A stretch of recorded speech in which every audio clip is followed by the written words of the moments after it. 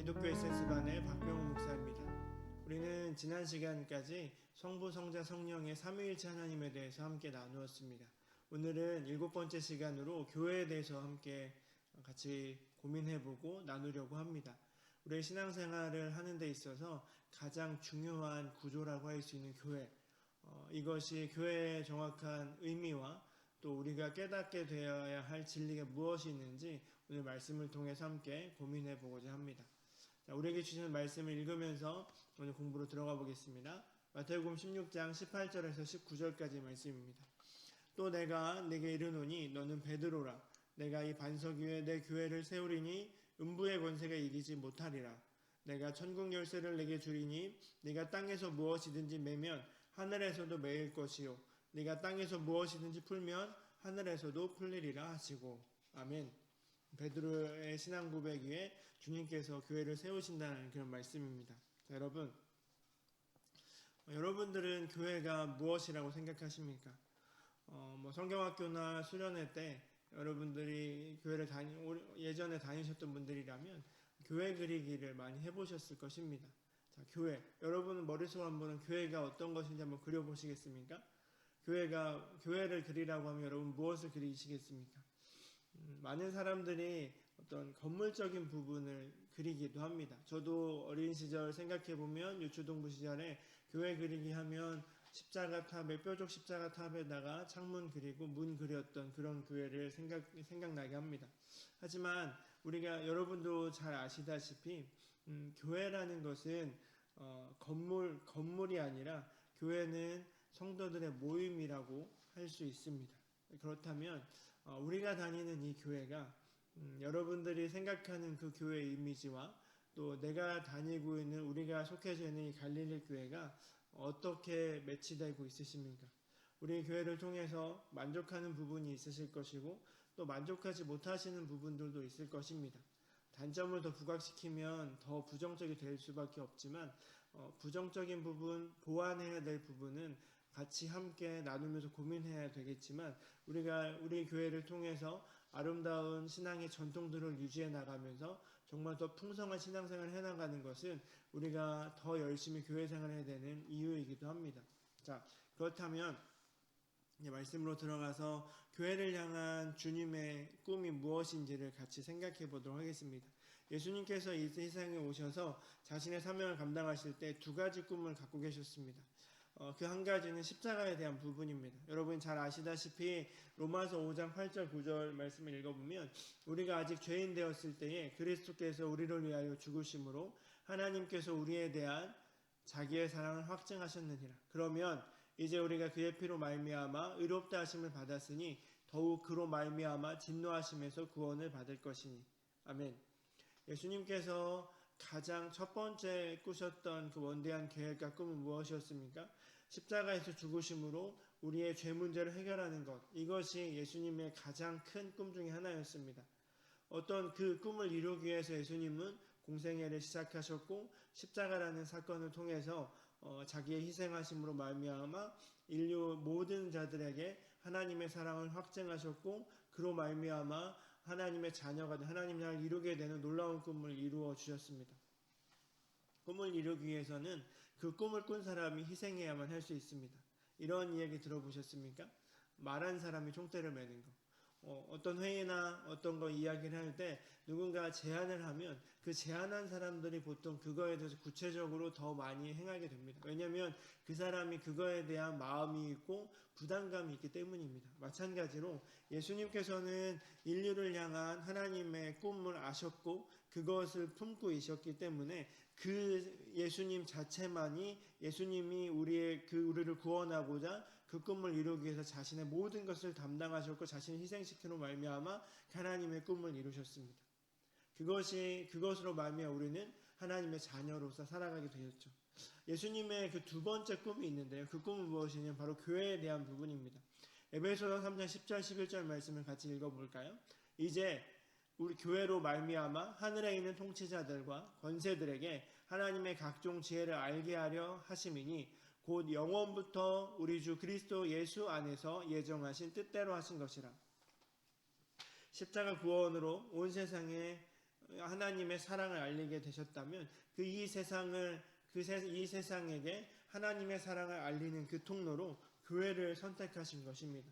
교회의 사명은 예수님의 그 십자가 사랑을 아는 자들, 그것을 믿는 자들이 함께 모임으로 말미암아 온 세상의 권세들에게 각종 지혜 있는 것으로 말미암아 예수님을 알게 하는 것이 바로 교회의 목적이라는 것입니다. 교회의 사명은 예수님의 사랑을 세상에 나누고 세상을 변화시키는 것이라는 것입니다.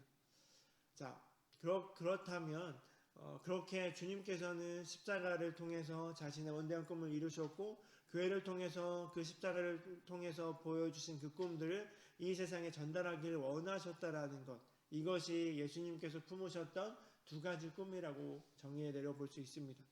자, 그러면 우리가 교회가 어떤 것인지에 대해 다시 한번 좀 생각해 볼까요? 마태복음 16장 18절에는 이렇게 기록합니다. 또 내가 네게 이르노니 너는 베드로라. 내가 이 반석 위에 내 교회를 세우리니 음부의 권세가 이기지 못하리라. 베드로의 신앙 고백 위에 예수님께서 그 반석 위에 교회를 세우신다라고 하신 것입니다. 예수님께서 세우시려고 하는 이 교회를 무엇이라고 정의할 수 있을까요? 이 교회는 헬라어로 에클레시아라는 단어를 쓰는데요. 이것은 에크라는 단어와 칼레오라는 단어가 같이 합해진 것입니다. 이 에크라는 그 앞에 접두사가 굉장히 중요한데요. 이 에크는 어디로부터, out of the 점점점 이렇게 되어 있으니까 out of라는 뜻입니다. 그러니까 밖으로부터 부르심을 받은 뭔가 어떤 부분으로부터 부르시는 사람들의 모임이라는 것입니다. 원래 이 에클레시아는 교회적인 용어가 아니라 그냥 국회나 어떤 그 의회들을 이야기하는 것입니다. 무엇으로부터 부름을 받은 자들의 모임. 이것을 성경으로 같이 데리고 왔을 때 하나님의 부르심을 받은 사람들의 모임이라는 그런 의미가 이 안에 부여되어 있는 것입니다. 즉 우리는 교회의 구성원은 사람이 아닌 하나님에 의해 결정되신다는 것을 생각해 볼 수 있습니다. 하나님에 의해서 하나님의 목적을 따라서 하나님의 뜻에 의해서 하나님으로부터 부름을 받은 사람들이 모인 곳, 이것이 바로 에클레시아 교회라는 것입니다. 마태복음 16장 18절에서 우리가 알 수 있듯이 주님께서는 내 교회를 세우신다라고 하셨습니다. 예수님의 교회를 세우시는 것입니다. 교회의 구성원은 하나님이 선택하시고 구원하셔서 세우셨다라는 말씀입니다. 그러므로 교회는 하나님의 은혜와 성령의 감동으로 주신 구원받은 사람들의 공동체라고 정의해 볼 수 있다라는 사실입니다. 믿음은 개인적인 것이겠죠. 내가 내 입으로 우리의 신앙을 가지고 예수님에 대해서 고백하는 것이지만 공동체는 그 예수님을 믿는 그 개인적인 믿음의 사람들이 함께 모이는 것입니다. 하나님께서 한 사람 한 사람을 선택하시고 부르셨기에 우리는 다른 모습을 가진 사람들과 함께 연합해서 공동체를 이루어가는 것입니다. 나아가서 참된 교회는 구성원 한 사람 한 사람이 복음을 듣고 구원받았는지를 확인해줘야 되는 의무도 있다라는 사실이죠. 하나님으로부터 부르심을 받은 사람들의 모임인 이 교회는 보이는 교회와 보이지 않는 교회로 나누어지게 됩니다. 골로새서 1장 16절에서 18절 말씀, 만물이 그에게서 창조되되 하늘과 땅에서 보이는 것들과 보이지 않는 것들과 혹은 왕권들이나 주권들이나 통치자들이나 권세들이나 만물이 다 그로 말미암고 그를 위하여 창조되었고 또한 그가 만물보다 먼저 계시고 만물이 그 안에 함께 섰느니라. 그는 몸인 교회의 머리시라. 그가 근본이시요 죽은 자들 가운데서 먼저 나신 이시니 이는 친히 만물의 으뜸이 되려 하심이요. 칼빈은 이 골로새서 1장 16절에 18절 말씀을 통해서 16절에 있는 것처럼 보이는 것들과 보이지 않는 것들, 이것을 통해서 보이는 교회가 있고 보이지 않는 교회가 있다라고 하였습니다. 자, 여러분, 사랑하는 우리 갈릴교회 성도 여러분, 보이는 교회가 무엇이고 보이지 않는 교회가 무엇일까요? 보이는 교회, 보이지 않는 교회. 여러분은 이 단어 들을 때 어떤 이미지가 떠오르십니까? 보이는 교회, 이거를 가시적인 교회라고 할 수 있겠죠. 우리 눈에 보이는 이 교회, 보이는 교회라고 한다면 건물을 말하는 것이고 또 그 건물을 채우는 사람들을 말하는 거라고 생각해 볼 수 있습니다. 우리 눈에 보이는 것들이기에 우리가 신앙생활하는 예배드리는 이 공간, 또 그 안에 세워져 있는 수많은 공동체 일원들을 생각해 볼 수 있습니다. 우리는 눈에 보이는 교회 때문에 상처받기도 하고 또 자만할 수도 있습니다. 큰 교회를 다니시는 사람들은 나는 이만한 교회 다녀. 어떤 분들을 이야기하면 어디서 교회 다니십니까? 이렇게 물어보면 좀 크고 잘 알려진 교회면 나는 어디 교회 다닙니다. 나는 내 교회는 어디입니다. 라고 자랑스럽게 이야기하면서 약간 자랑합니다. 그런데 좀 작은 교회, 비전 교회, 또 미자립 교회 이런 데 다니는 사람들은 어디 교회 다니세요? 물어보면 저는 저기 있는 어디에 그 작은 교회 다니고 있습니다 하면서 약간은 부끄러워하는 듯하게 이야기를 합니다. 때로는 우리들은 이렇게 생각하면 우리의 연약한 부분 때문인지 모르지만 이 눈에 보이는 교회의 건물 또 사람 수들 거기에 있는 구성원들 때문에 상처를 받기도 하고 또 자만하기도 하고 누군가에게 무언가를 좀 이것 때문에 내 안에 억울함이 생길 때도 있는 것을 종종 보게 됩니다. 하지만 그게 교회가 아니라고 할 수 없죠. 그리고 그게 굉장히 중요합니다. 같이 모여서 예배하는 공간도 중요하고 함께 모이는 사람들도 중요하겠죠. 하지만 보이는 교회를 넘어서서 우리는 보이지 않는 교회, 불가시적 교회가 있다는 것을 반드시 기억해야 할 것입니다. 자, 보이지 않는 교회가 어떤 교회일까요? 교재에 있는 것처럼 예수 그리스도를 분명히 알고 고백하여 그리스도의 보혈로 구원받은 성도들을 말하는 것입니다. 교회 안에 가득히 채운 이 사람들을 말하는 그 사람들 안에 분명한 알고계의 신앙인들을 말하는 것입니다. 예수 그리스도를 분명히 알고 고백하고 그리스도의 그 보혈로 구원받은 그 성도들이 바로 보이지 않는 교회라는 사실입니다. 하나님이 보시는 교회는 보이지 않는 교회가 더 중요하게 여기지 않으실까요? 영적 세계에서만 확인되는 보이지 않는 교회야말로 참된 교회라고 할 수 있을 것입니다. 그래서 그렇게 보이지 않는 교회, 정말 예수가 어떤 분이신지를 알고 고백하며 구원받은 성도들이 함께 모여서 예배하는 그 교회, 그 예배하는 그 예배가 하늘과 땅을 진동시킬 것이고 이런 교회를 통해서 하나님의 모든 교회의 영광이 살아나게 될 것입니다. 건강한 교회일수록 보이는 교회와 보이지 않는 교집합이 보이지 않는 교회 그 교집합이 더 커져야 될 것입니다. 보이는 교회와 보이지 않는 교회가 모두가 동시에 같은 모양이 되어질 때 얼마나 멋진 일들이 벌어질까요? 예수님을 주로 고백하는 구원받은 수많은 성도들이 함께 한 공간에서 찬양하고 예배한다면 그것만큼 영광스러운 교회가 없을 것입니다. 하지만 한 교회를 다니라고 할지라도 그 안에 구원의 감격이 적어지고 그냥 왔다 갔다 하는 시계추와 같은 그런 성도들이 있기에 약간은 참 안타까움을 느끼기도 합니다.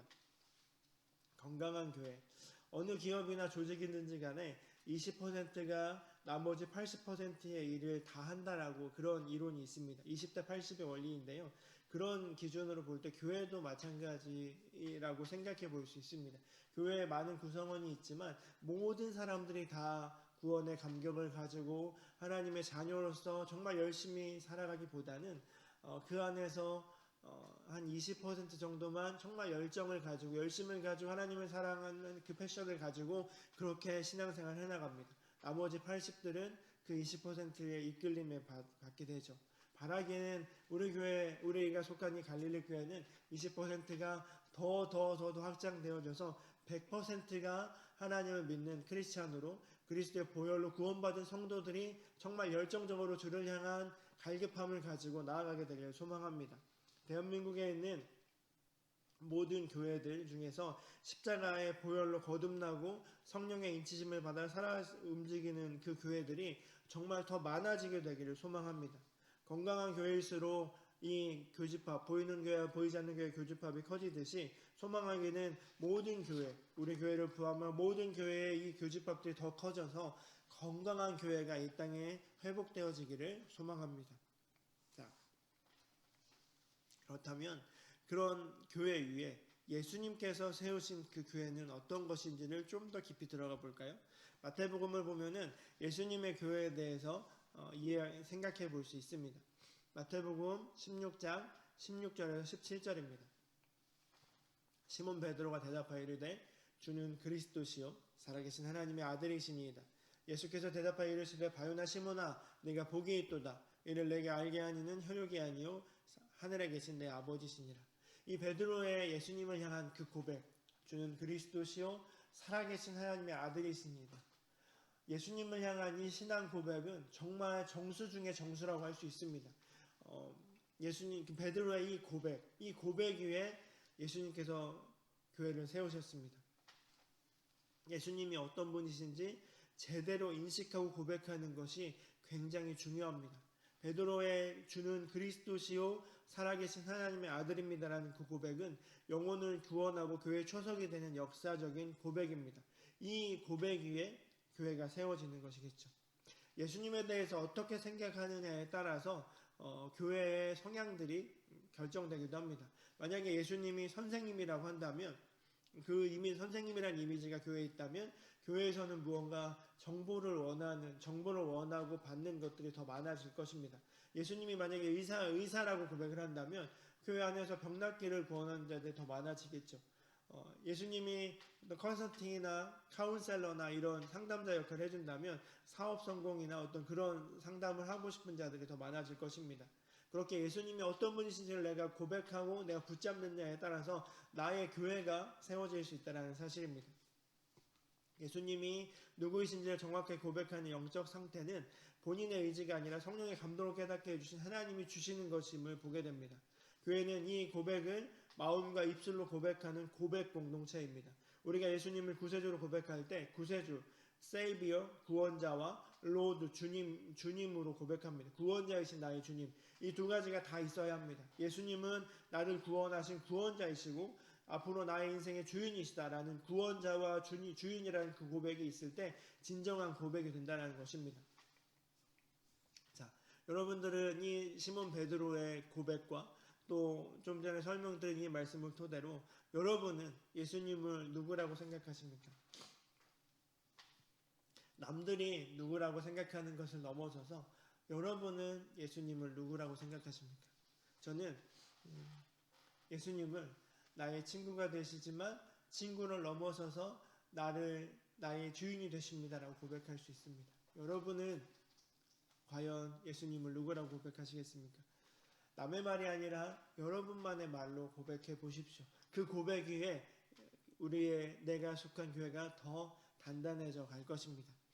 예수님의 교회는 이렇게 예수님이 어떤 분이신지에 대한 그 고백을 토대로 그 위에 세워진 교회이기도 하고요. 또 한 가지는 고백 공동체를 넘어서 예수 공동체가 형성이 되었습니다. 마태복음 16장 18절 또 내가 네게 이르노니 너는 베드로라 이 반석 위에 내 교회를 세우리니 음부의 권세가 이기지 못하리라. 이 구절은 해석이 좀 예민한 부분이기도 합니다. 신학적으로 좀 논쟁이 있는 구절이기도 한데요. 가톨릭에서는 이 반석 위에 내 교회를 세운다라는 것으로 이 반석을 베드로라고 해석하여서 베드로 위에 교회가 세워진다라고 해석하였습니다. 그래서 베드로를 초대 교황으로 삼았고 그 뒤를 잇는 모든 교황들이 베드로의 2차, 3차 이 후임들이 되어서 이 그리스도의 권위를 위임받아서 교회에서 신적인 리더십을 발휘할 수 있다라고 해석을 합니다. 그래서 가톨릭에서는 지금도 교황을 그리스도의 대리인이라고 부르기도 합니다. 그래서 교황을 거역하는 것을 주님을 거역하는 것으로 여기기까지 합니다. 하지만 이 원어를 잘 살펴보면요. 앞에 있는 베드로, 너는 베드로라고 할 때 헬라어로 페트로스라는 단어를 쓰고요. 뒤에는 반석 위에 세운다고 할 때 페트라스를 씁니다. 페트로스와 페트라스는 좀 다릅니다. 전자는 페트로스는 작은 돌이라고 한다면 뒤에 있는 후자, 이 반석은 크고 단단한 바위입니다. 분명히 다른 단어이겠죠. 만약 가톨릭의 교회가 주장한 대로 베드로 위에 교회가 세워졌다고 생각해 보십시오. 원어로는 페트로스, 즉 작은 돌입니다. 베드로의 그 성품들을 생각해 볼까요? 예수님을 위해서 정말 내가 죽더라도 주님을 배반하지 않겠습니다. 그렇게 간슬게 다 뺄 것처럼 그렇게 간구하는, 그렇게 고백하는 베드로였지만 그에게 어려움이 닥쳐왔을 때, 그에게 예수님의 사형 당하기 전날 밤에 대제사장의 뜰에서 이 베드로는 예수님을 배반합니다. 저주까지 하게 됩니다. 마치 베드로의 성품은 굉장히 열정적이었다가 굉장히 사그러드는 롤러코스터와 같은 그런 성품이 그 안에 있었습니다. 만약에 그 베드로의 성품 위에 베드로 위에 그 교회가 세워졌다면 우리 교회도 많이 요동칠 수밖에 없어질 것입니다. 교회가 세워지는 토대가 되는 반석은 베드로가 살아계신 하나님의 아들이라고 고백한 예수 그리스도입니다. 그러하기에 그분의 지혜와 능력과 사랑과 변함없이 신실하심 위에 교회가 세워지는 것입니다. 베드로 위에가 아니라 베드로의 신앙 고백 위에 세워진 예수님의 교회라는 사실이죠. 그러하기에 우리는 이 교회를 교회의 머리 대신 예수님이 세우신 예수 공동체라고 할 수 있을 것입니다. 에베소상 15절에 보면 오직 사랑 안에서 참된 것을 하여 범사의 그에까지 자랄지라 그는 머리니 곧 그리스도라. 교회의 머리 되신 그 예수님, 예수 공동체이기에 그 머리가 예수님이 되어주신다는 것입니다. 영어 성경에서 이 말씀을 보면 머리라는 단어 앞에 더라는 정관사가 붙습니다. 이 정관사가 붙을 때는 다른 것은 없다라는 뜻입니다. The head. 교회의 머리는 예수 그리스도 한 분밖에 없다라는 것을 성경은 분명하게 말씀하고 있는 것입니다. 이것을 확실하게 하는 데부터 교회의 기본이 출발하는 것입니다. 예수님이 교회의 머리이시기 때문에 교회의 모든 지체들은 철저하게 예수님 중심으로 연결되어야 하는 것입니다. 만일에 우리의 몸에 가장 이루고 있는 척추신경에 이상이 생기면 뇌의 어떤 명령에도 팔과 다리는 움직이지 못합니다. 온몸을 꼼짝할 수도 없습니다. 이런 사람들을 식물인간이라고 합니다. 아니면 불의의 사고에 당해서 절단 사고가 당한다면 내 몸임에도 불구하고 저기 떨어져 있다면 전혀 움직일 수 없는 그냥 고깃덩어리에 불과합니다. 머리 대신 예수님과 이 연결이 마비된 교회는 재구실을 할 수 없습니다. 그러므로 철저하게 예수님이 머리가 되어주시고 우리 모두는 각자의 지체가 돼서 같이 긴밀하게 연합되어야 합니다. 그런데 종종 우리 교회는 그렇지 않지만 이 땅에 있는 교회들은 누가 주도권을 잡고 있느냐 이거에 대한 굉장히 쟁탈전이 있습니다. 교회의 어떤 주도권을 잡기 위해서 담임 목사님과 장로들이 싸우기도 하고요. 장로님들과 또 권사님들이 싸우기도 하고요. 그 교회 안에 한 선교회 안에서도 누가 주도권을 질 것인가 많은 헤게모니 쟁탈전을 하고 있는 것을 보게 됩니다. 그 모습을 볼 때마다 참 목사님 저로서는 가슴이 아픕니다. 다행히 우리가 속해져 있는 이 은혜로운 갈릴리 교회는 그런 일이 없지만 많은 교회들 안에서 주도권을 잡기 위해서 참 많은 쟁탈전을 합니다. 그런데 말입니다. 이 교회의 머리가 누구인지를 생각해 보십시오. 이 교회의 주인이 누구인지를 생각하면 이 헤게모니 쟁탈전을 과연 할 수가 있을까요? 머리 대신 예수님의 말씀에 우리가 순종하는 부분과 순종하지 못하는 부분이 분명히 있다는 사실을 우리는 기억해야 할 것입니다. 여러분에게는 머리 대신 예수님의 말씀에 순종하는 부분이 있으십니까? 또 순종하지 못하는 부분은 어떤 것이 있으십니까? 예수님께서 교회의 머리 되심을 인정한다면 우리의 교회 생활은 어떻게 달라져야 하겠습니까? 어떤 부분에서 더 순종해야 될까요? 가끔 교회 안에서 마음에 들지 않는 부분도 있을 것입니다.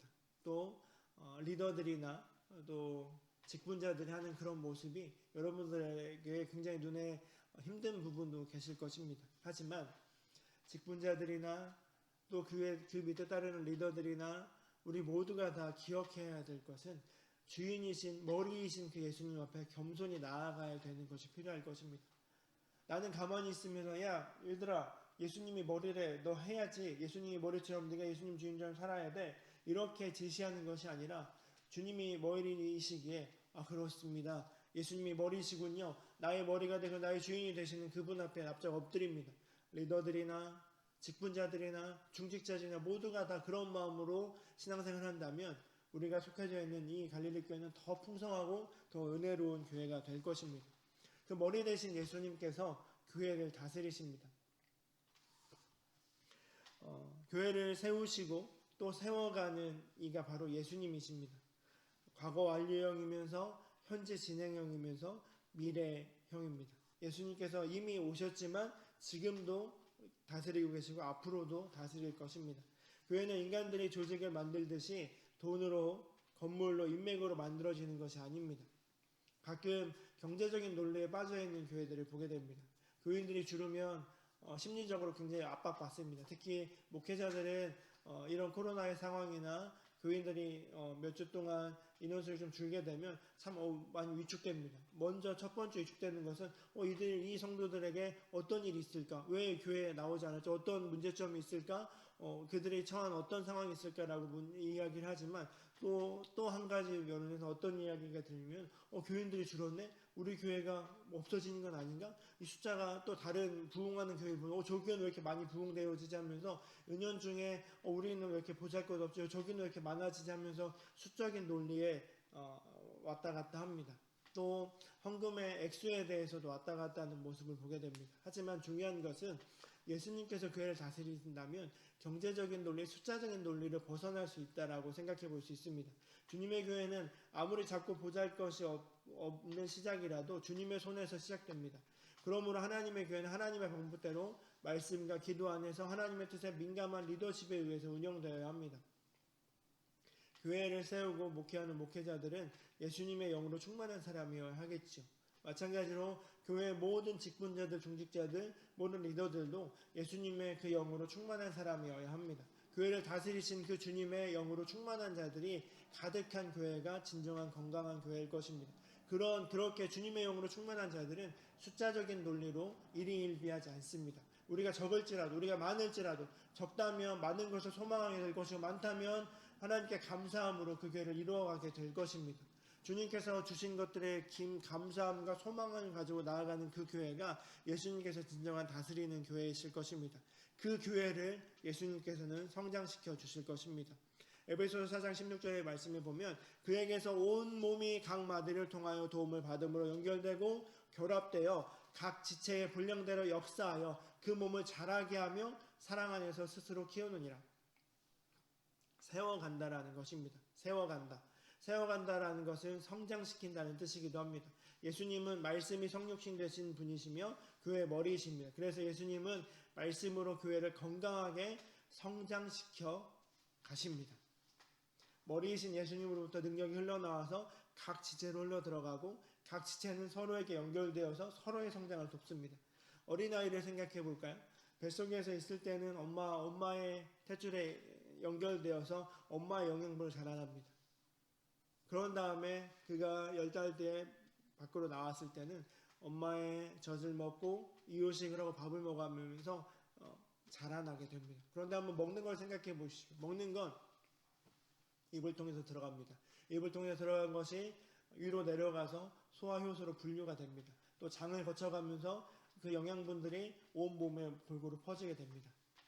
자, 여러분, 머리가 먹을 것이 필요하다는 것을 알고 입력을 하게 되고 그 안에는 모든 장기들, 모든 것이 다 뇌로부터 신호를 받아서 각 곳곳에 퍼지게 돼서 건강한 몸으로 1살, 2살, 3살, 10살, 20살, 30살로 자라가게 됩니다.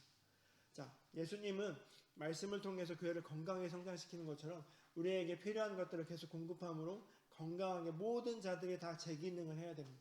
만약에 이 가운데 하나라도 재기능하지 못하면 병에 걸리는 것입니다.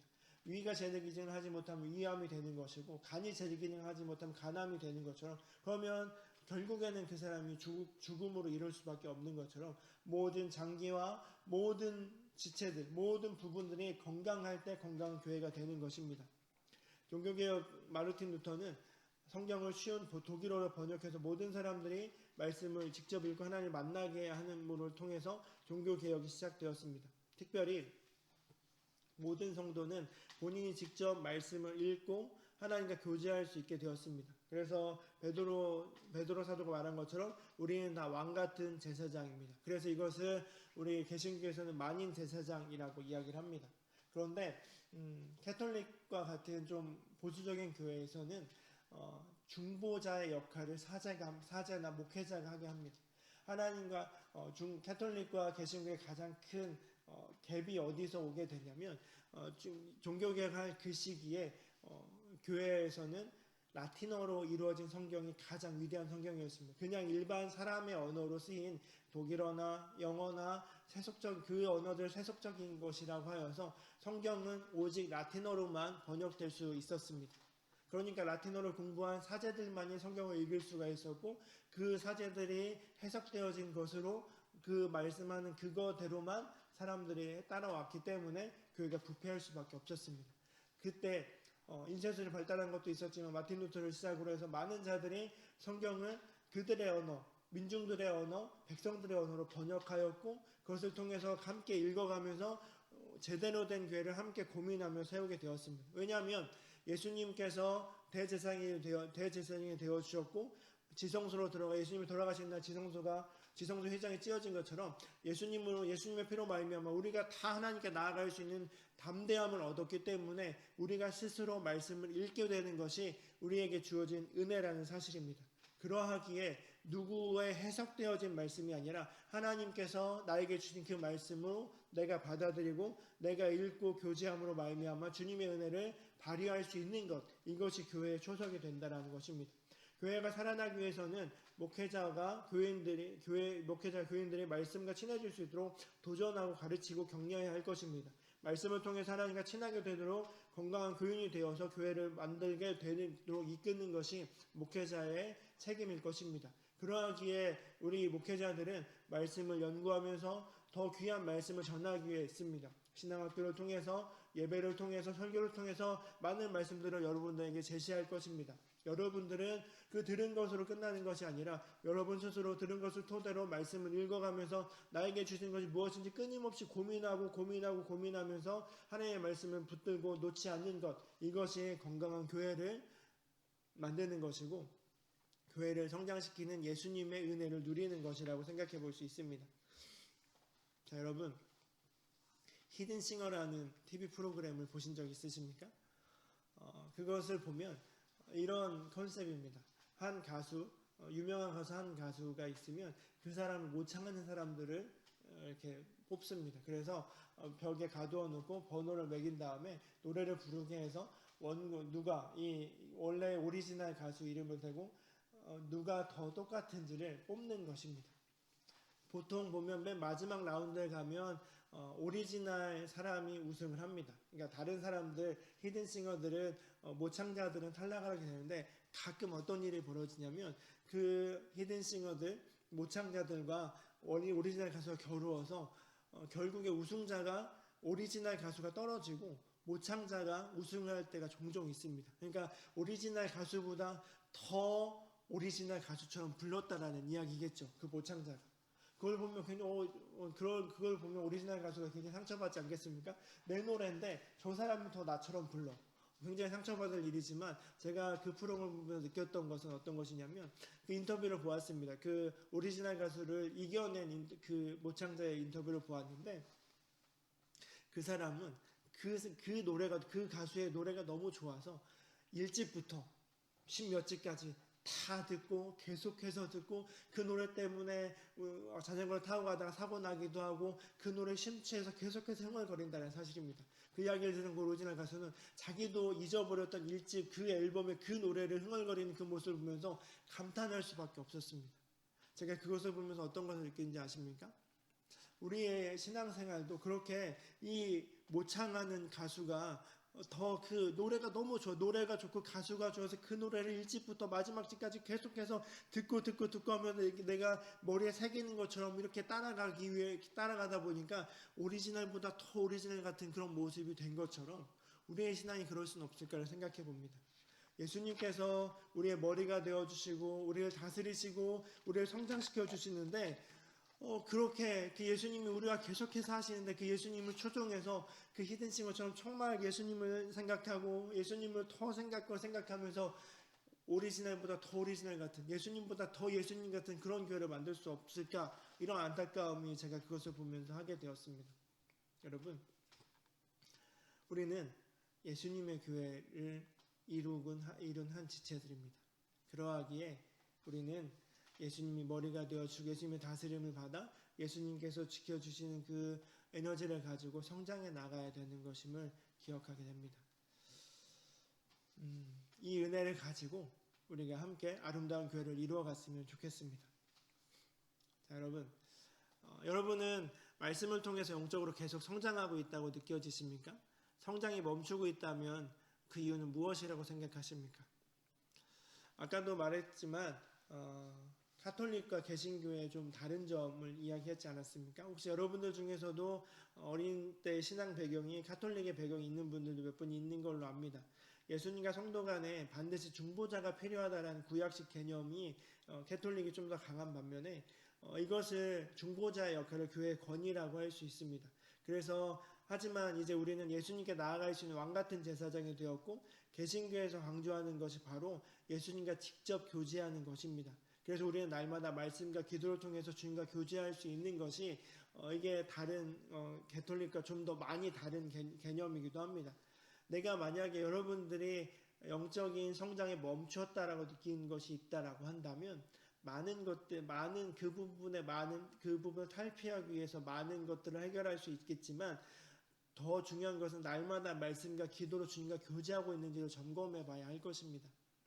그냥 들려지는 설교, 목회자와 목사님들의 설교만으로 그냥 신앙생활을 유지하고 있다면 가톨릭과 다른 점이 전혀 없습니다. 유대교와 다른 점이 없겠죠. 중보자가 필요한 것이 아니라 내가 직접 주님의 말씀을 읽고 매일 기도하며 말씀을 읽고 나아가는 것, 이것이 바로 매일매일 성장할 수 있는 비결이라는 것입니다. 왜냐하면 우리는 왕같은 제사장들이기에 주님 앞에 스스로 나갈 수 있기 때문입니다. 그러하기에 사랑하는 여러분, 우리가 성장해야 됩니다. 한 명 한 명이 성장해야 교회가 제대로 세워져 갈 수 있습니다. 우리가 제대로 서기 위해서 더 말씀을 읽으셔야 되고 더 말씀을 묵상하셔야 되고 더 말씀을 붙드셔야 되고 더 기도로 나아가야 되는 것임을 다시 한번 생각해 보게 됩니다. 그 예수님의 교회는 능력 있는 공동체입니다. 마태복음 16장 18절 내가 네게 이르노니 너는 베드로라 내가 이 반석 위에 교회를 세우리니 음부의 권세가 이기지 못하리라. 음부의 권세, 사탄의 어떤 권세도 이 교회를 해할 수 없다라는 것입니다. 교회는 영적 권위와 성령의 능력을 가진 곳입니다. 아무리 작고 연약해 보이는 교회라도 교회의 주인이신 하나님이 그 교회를 붙들고 있기 때문에 어둠의 권세가 결코 이기지 못합니다. 교회가 가지고 있는 능력, 이것이 무엇일까요? 중국의 역사를 한번 살펴볼까요? 중국이 공산정권이 들어서면서 많은 교회들을 다 폐쇄시켰습니다. 하지만 그 교회들, 물론 중국 정부가 인정한 삼작교회들이 있습니다. 공식적 교회들도 있지만 그것뿐만 아니라 중국에는 수많은 지하교회들이 있음을 우리는 들어서 알고 있습니다. 기독교를 말살시키려고 공산정권이 그렇게 수많이 노력을 하였지만 되지 않고 여전히 그 밑에 지하에서 주님을 예배하고 찬양하는 교회가 있음을 바라보게 됩니다. 여러분, 핍박할 수 2000년 역사 속에 수많은 제국들이 교회를 핍박했지만 제국은 무너져도 교회는 계속해서 성장했고 존재하게 되었습니다. 그래서 지금까지 오게 된 것이죠. 어떤 권세, 어떤 사탄의 권세도 우리 교회를 해할 수 없는 것임을 기억하십시오. 교회가 가지고 있는 그 능력이 무엇인지 한번 구체적으로 살펴볼까요? 첫 번째는 말씀과 기도의 능력입니다. 말씀은 교회를 성장시키는 힘이기도 하지만 동시에 교회의 거룩과 능력을 유지시키는 힘이기도 합니다. 에베소서 5장 26절 27절 말씀 이는 곧 물로 씻어 말씀으로 깨끗하게 하사 거룩하게 하시고 자기 앞에 영광스러운 교회로 세우사 티나 주름 잡힌 것이나 이런 것이 없이 거룩하고 흠이 없게 하려 하심이라. 말씀으로 거룩하게 하고 이 모든 것들을 거룩하고 흠이 없게 한다. 교회의 권위와 능력은 그것을 위임하신 예수님의 말씀에 교회가 철저하고 순종할 때 지켜진다는 사실입니다. 교회의 거룩한 능력을 유지하기 위해서는 말씀과 기도가 있어야 된다는 사실입니다. 주님과 깊이 교제하는 통로가 말씀이고 교제라 기도입니다. 주님은 말씀으로 교회를 끊임없이 계속해서 거룩하게 하십니다. 뒤에 있는 말씀처럼 흠이 없고 거룩하게 하시기 위해서 계속해서 말씀을 공급해 주셔서 그 말씀대로 살고 있는지를 점검하게 하십니다. 주일날 말씀을 통해서 우리가 들을 때 우리의 말씀과 우리의 마음 가운데 받아들이면 내 영과 골수가 쪼개어지면서 내가 지금 잘 살고 있는지 못 살고 있는지 내게 주신 것이 어떤 것인지를 감사하게 돌아보게 되고 주님 앞에 통회하고 자복하게 된 일들이 벌어지게 됩니다. 그 말씀을 통해서 말씀이 기준이 될 때 우리는 끊임없이 거룩하게 되어진다는 사실입니다. 거룩이 능력입니다. 교회가 되는 것, 교회에게 능력이 부여하는 것, 그것이 바로 거룩입니다. 자, 살아있는 교회는 끊임없이 말씀의 잔치가 일어나야 합니다. 또한 기도의 향기가 올라가야 합니다.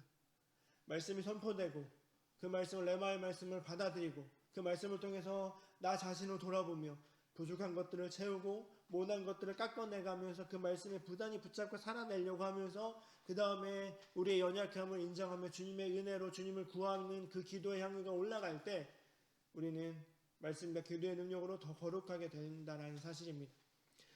또한 이 교회는 영적인 능력이 가득합니다. 에베소 4장 16절 말씀, 그에게서 온몸이 마디를 통하여 도움을 받음으로 연결되고 결합되어 각 지체의 분량들을 역사하여 그 몸을 자라게 하며 사랑 안에서 스스로 세우느니라. 음부의 권세가 이기지 못하는 교회는 영적 능력을 지닌 주님의 군대입니다. 군대는 강하게 훈련을 받아야 합니다. 훈련에서 중요한 것은 성도들끼리 함께하는 펠로우십, 교제입니다. 군대라는 것은 성도가 훈련받고 교회에만 머무는 것이 아니라 세상 속으로 들어가야 하는 것을 생각해 볼 수 있습니다. 훈련받은 대로 세상 속에 들어가서 실천하는 것이 군대의 목적이겠죠. 성도의 교제 또한 훈련입니다. 교제를 통해서 함께 나눔을 통해서 간증을 나누고 은혜를 나누면서 고민을 나눌 때 주님께서 주신 은혜가 있습니다. 그것을 통해서 함께 연결되게 되고 세상 속에서 내가 받은 은혜, 너가 받은 은혜 같이 나누면서 함께 연합함으로 힘을 얻게 되고 그것을 통해 세상 속에서 살아갈 수 있게 된다는 사실입니다. 사랑하는 성도 여러분, 우리 안에 이 코로나라는 어려움 때문에 영적인 이 펠로우십 교제들이 점점 끊어지고 있습니다. 하지만 우리가 그리스도의 군사들이고 그리스도의 백성들이고 그리스도의 제자들이라면 내 안에 있는 이 은혜의 끈을 계속해서 연결해 보십시오. 전화를 하시고 카톡을 하시고 만나시고 연결하면 인사를 나누시면서 은혜를 계속해서 나누시다 보면 영적인 능력이 우리 간에 계속 연합이 이루어질 것이 그걸 통해서 사랑 안에 자라가게 되고 이 세상에서 온전한 하나님의 나라를 이루게 되며 주님의 몸된 교회를 더 건강하게 이루게 될 것입니다. 자, 또한 능력 공동체는 영적 권위와 질서가 있습니다. 젊은 자들아, 이와 같이 장로들에게 순종하고 다 서로 겸손하여 허리를 동이라. 하나님은 교만한 자를 대적하시되 겸손한 자들에게는 은혜를 주시느니라. 중요한 말씀인데 젊은 자들에게 장로들에게 순종할 것을 말씀합니다. 영적인 권위와 질서에 순종하는 것입니다. 권위주의적인 것은 좋지 않죠. 소위 말하는 꼰대가 되면 안 될 것입니다. 하지만 권위는 반드시 세워져야 합니다. 영적인 권위를 가진 자들이 존재해야 되고 그 권위에 복종하는 것이 중요합니다. 교회의 권위는 직분이 주는 게 아니라 영적인 신령과 인품이 주어지는 것입니다. 그러하기에 여러분들은 신앙생활 하면 할수록 영적인 권위가 여러분께 있기를 소망해 보십시오. 그냥 껍데기에 있어. 나 10년 나 20년 다녔나 30년 다녔으니까 나대로 이게 아니라 날이 가면 갈수록 주님께서 주신 은혜를 가지고 그 은혜가 내 안에 계속해서 부어지기를 소망하면서 영적인 권위가 있기를 소망하십시오. 그리고 그 권위 있는 자들에게 아멘으로 순종해 보십시오. 바라기는 우리 갈릴리 교회에서 그런 분들이 더 많이 나타나게 될 소망합니다. 어떤 분들이냐면 제가 청년부를 맡고 있지 않습니까? 청년들이 그래 저 집사님, 저 권사님, 저 장로님 내가 10년 뒤, 20년 뒤, 30년 뒤에 저런 모습이 되었으면 좋겠다. 이런 분들이 더 많이 나타나게 될 소망합니다. 때때로 우리 젊은이들이 결혼하는 것이 요즘 별로 좋지 않게 비혼 주제가 점점 많아지고 있습니다. 그런데 그 이면을 따라가다 보면 모델링 할 만한 부부가 잘 보이지 않기 때문이기도 합니다. 바라기는 그렇게 아름다운 부부 있는 사람들이 곳곳에 많이 있다면 그 느낌 때문에 결혼할 마음을 먹게 되는 거기도 합니다. 마찬가지로 신앙에서도 정말 멋진 집사님, 멋진 권사님, 멋진 장로님들이 가득해진다면 우리 젊은이들이 또 신앙생활을 얼마 하지 않은 분들이 저렇게 신앙생활하면 되는구나, 저렇게 하면 되는구나, 저렇게 내 10년 뒤, 20년 뒤부터 저렇게 되면 되겠구나, 이런 모습이 있다면 얼마나 멋진 공동체가 되겠습니까? 그런 영적인 권위와 질서가 가득한 능력의 공동체가 우리 교회가 되기를 소망합니다. 자, 여러분이 거룩한 능력을 유지하며 영적인 실력을 갖추기에 하나님 앞에 성실하게 훈련을 받고 있는 점을 점검해 보시고요. 그것을 하기 위해 무엇을 하고 있는지 한번 생각해 보십시오. 이 질문의 답도 마찬가지입니다. 날마다 하나님의 말씀 앞에 자기를 점검하고 조명하면서 기도를 올려드리는 것이 우리가 해야 되는 것이겠죠. 자, 예수님의 교회는 또한 사명 공동체입니다. 마태복음 16장 19절에 있는 말씀처럼 내가 천국 열쇠를 네게 주리니 네가 땅에서 무엇인지 매면 하늘에서도 매일 것이요 네가 땅에서 무엇인지 풀면 하늘에서 풀리리라. 천국 열쇠는 예수님께서 가지고 계신 그 열쇠입니다. 그 천국은 예수님을 통하지 않고서는 들어갈 수 없습니다. 그러므로 교회는 예수님께서 세우신 것이기에 천국 열쇠를 쥔 공동체라고 할 수 있습니다. 그러하기에 네가 땅에서 매면 하늘에서도 매일 것이고 땅에서 풀면 하늘에 풀리리라고 하신 것입니다.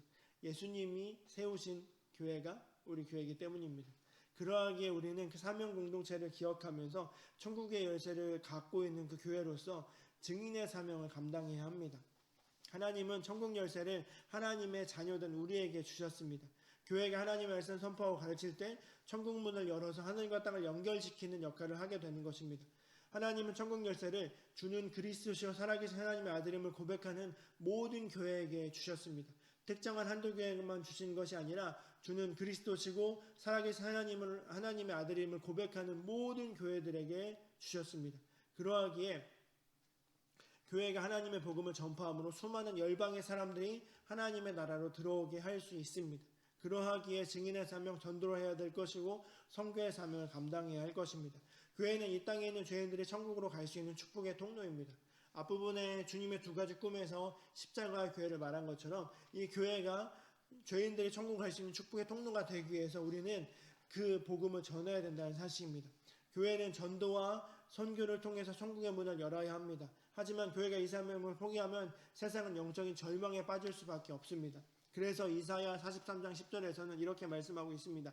나 여호와가 말하노라 너희는 나의 증인 나의 종으로 택함을 입었나니 이는 너희가 나를 알고 믿으며 내가 그인 줄 깨닫게 하려 함이라. 나의 전에 지음을 받은 신이 없었느니라 나의 후에도 없었느니라. 그렇습니다.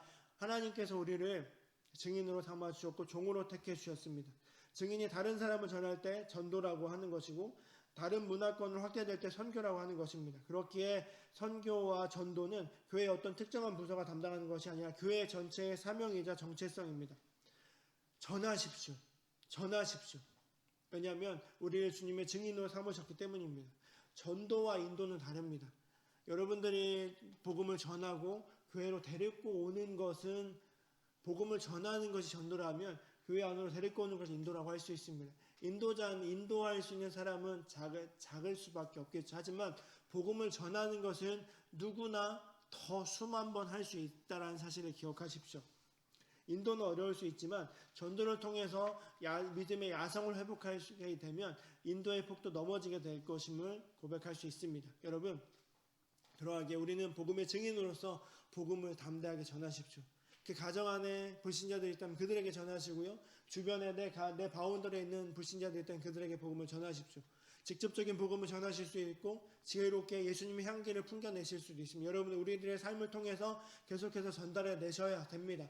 그러면서 복음을 전하고 그들에게 마음이 녹아졌을 때 그들을 주님께로 인도하게 되는 놀라운 일들이 벌어지게 되길 소망합니다.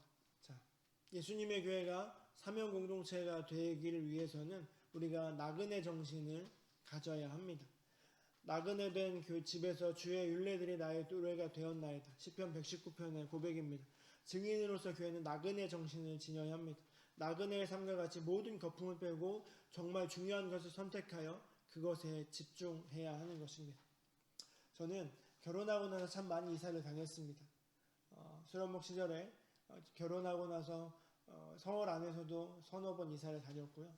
또 나중에 인도네시아에 이사를 해서 갔고 인도네시아에서도 몇 번 이사를 다녔고 또 인도네시아 들어올 때 논산에도 이사를 갔고 또 논산에서 용인까지도 이사를 왔습니다. 이사를 참 많이 다녀왔는데 이사를 다니면서 느끼는 것은 언제 이렇게 짐이 많아졌지 하는 것입니다. 이삿짐을 풀 때마다 조심해서 살아야지 언제 또 이사 가게 될지 모르지만 짐 늘리지 말아야지라고 생각하지만 살다 보면 짐이 점점 늘어납니다. 하지만 떠나게 될 때는 그 많은 것들 중에서 다 가져가지 못하고 버려버리고 정리해야 될 때가 곧 옵니다. 나그네 정신이라는 것이 무엇일까 생각해보면 여행하는 그 마음으로 정말 중요한 것이 무엇인가를 선택하고 집중하는 것입니다. 짐을 싸는 그 마음처럼 한정된 그 공간 안에 들어가야 되기 때문에 그 마음을 가지고 선택하고 집중하는 것. 정말 중요한 것이 무엇일까? 혹시 우리 가운데 서로 이거 할까 저거 할까 고민되는 것이 있다면 이게 정말 중요한 것일까? 우리가 사명을 이루게 이게 중요한 것일까를 물어보고, 중요한 것이면 함께 마음을 모으지만 그것이 중요하지 않으면 그냥 억셉트하고 나아갈 수 있는 그런 마음이 바로 나그네 정신이겠죠. 복음을 전하기 위해서 더 슬림해져야 되고 더 민첩하고 예의 바르게 겸손해질 필요가 있다는 사실입니다. 나그네 정신으로 살아갈 때 우리의 인간관계는 정리될 수 있습니다. 언제 떠날지 모르는데 방만한 인간관계보다는 핵심적인 인간관계 되게 좋겠죠. 나의 그 바쁜 스케줄도 정리할 수 있겠죠. 나의 소비생활, 취미생활도 정리될 수 있습니다. 이런 나그네 정신으로 살아가는 사람들이 그 사명 공동체를 이루고 예수님의 교회를 이루게 될 것입니다. 자, 사랑하는 우리 갈릴리 교회 성도 여러분, 이 강의를 듣고 있는 여러분들에게 오늘 강의가 어떠셨습니까? 바라기는 저는 저와 목사인 저와 또 이 강의를 듣고 있는 우리 신앙학교 수강생들과 또 우리 갈릴리 교우들 모두가 다 함께 하나님의 몸된 교회를 거룩하게 이루어가게 되길 소망합니다.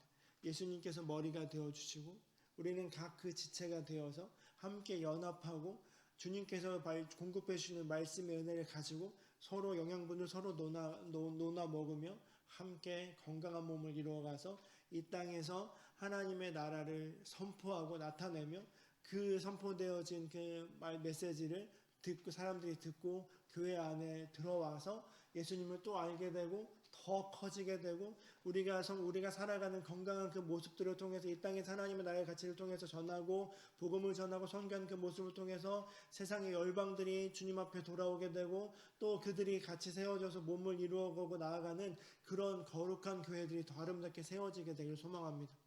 그러하기에 중요한 것은 내가 복음의 은혜로 제대로 서 있는 것입니다. 왜냐하면 바로 여러분이 제가 교회이기 때문입니다.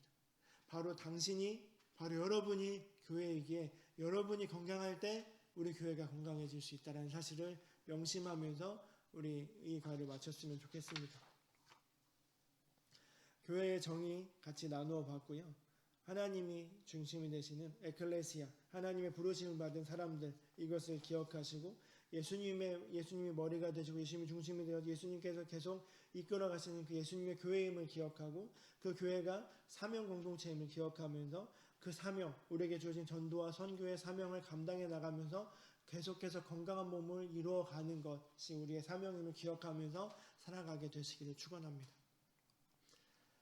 네, 이제 우리가 한 주간 동안 묵상하면서 건강한 교회를 이루기에 어떻게 해야 될 것인가를 여러분 점검해 보시고 또 나에게 결단해 보시고 살아내셨으면 좋겠습니다. 잠깐 기도하겠습니다. 사랑이 많으신 하나님 아버지, 오늘 교회에 대해서 함께 나누었습니다. 하나님의 부르심을 받아 함께 모인 그 교회 공동체를 이루어가며 예수님께서 머리가 되어주시고 예수님께서 주시는 그 은혜를 가지고 손과 발이 되어 각 지체를 이루며 건강한 몸을 이루어가게 하여 주시고 그 예수님의 교회를 세워가며 우리에게 주신 전도와 선교의 사명을 온전히 감당해 나가며 우리 교회를 통해서 많은 자들이 예수를 알게 되게 하시고 천국 백성이 더 풍성해지게 하여 주셔서 놀라운 구원의 역사들이 흘러가서 또 다른 건강한 교회가 세우고 더 커진 건강한 교회 공동체가 되어서 이 땅에 하나님의 나라를 아름답게 세워가는 그런 공동체가 될 수 있도록 인도하여 주옵소서. 바로 우리가 교회임을 기억하며 하나님의 말씀 앞에 진실되게 하시고 기도로 아뢰이며 우리에게 주어진 삶을 오늘도 살아낼 수 있도록 인도하여 주옵소서. 하나님의 그 아름다운 교회를 이루어 가실 주님을 기대하며 교회의 머리이시고 주인이신 예수님의 이름으로 기도합니다. 아멘. 네, 오늘 교회에 대해서 같이 마치었습니다. 다음 주에는 휴강합니다. 5월 첫째 주 어린이날이 있기도 하고 5월 첫째 주에 많은 휴일들이 있어서 다음 주는 휴강하고요. 다다음 주에 7과를 통해서 뵙도록 하겠습니다. 두 주간 평안하시고 복된 주간들 보내시기 바랍니다. 샬롬.